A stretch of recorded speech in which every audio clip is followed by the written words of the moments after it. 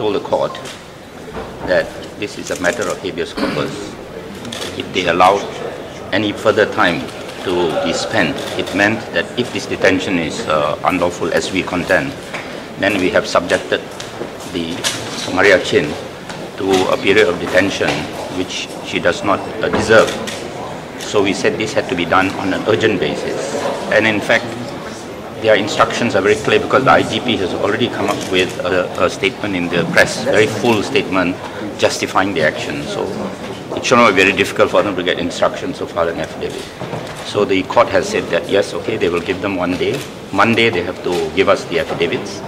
Tuesday at 2 o'clock the hearing will commence. So that is on that question.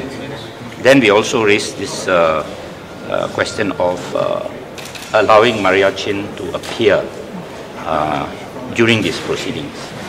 The judge said that in his court for habeas corpus hearings, the applicant is not usually present. But we have said that we are going to argue that Maria Chin should be present in this case, and we have given an authority for him to reflect on, to see whether or not there is a need to now allow for a fresh consideration of the question of Maria Chin being allowed to be present during these proceedings. The third point, of course, we raised was that the IGP has announced in the press that Maria Chin is being subjected to the normal lockup rules.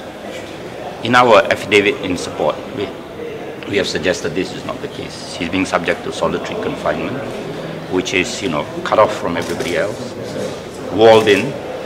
She doesn't know where she is exactly because when she comes out, she's goggled. And so we said that we are going to raise this as an important point for the court to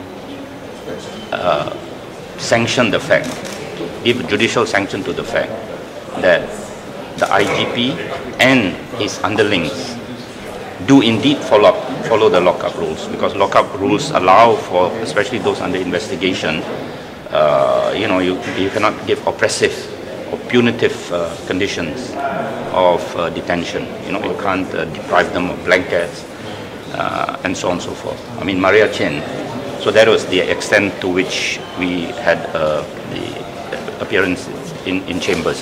So that is the reporting. But Maria Chin, as we know, right, has appeared in this court many times. Right? She sometimes appeared in court more times than lawyers, some young lawyers have.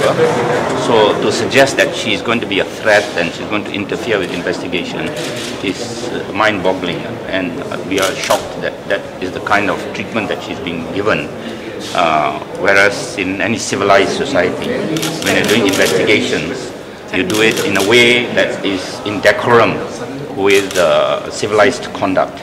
Subjecting a person to these oppressive conditions is not the way to do it. As we know, once you have oppressive conditions, anything that is produced as a result of that, courts have knocked it off time and time again.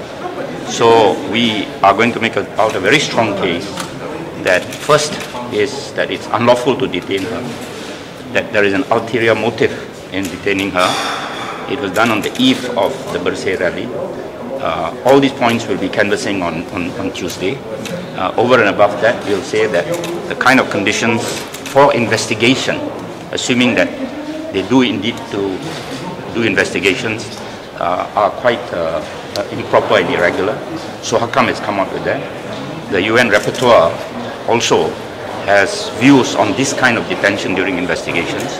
So we're going to fight very hard to make sure that a citizen of this country is not unduly oppressed when they want to carry out genuine investigations.